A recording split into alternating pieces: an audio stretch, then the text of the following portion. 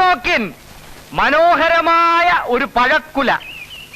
രാസവളം രാസവളം ചേർക്കാതെ വെറും ധാതുപുഷ്ടിയുള്ള മണ്ണിന്റെ ഗുണം ഒന്നുകൊണ്ട് മാത്രം വളർന്ന് കുലച്ച് പഴുത്തു വന്ന പഴം.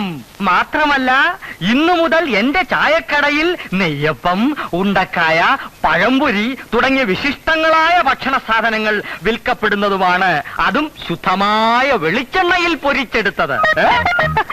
മറ്റവന്മാര് ചെയ്യുന്ന പോലെ ഭക്ഷണ സാധനങ്ങളിൽ മായം ചേർത്ത് വിറ്റ് കാശുണ്ടാക്കാൻ ഈ നകുലൻ തയ്യാറല്ല. എല്ലാരും വരുവിൻ, ആസ്വദിപ്പിൻ.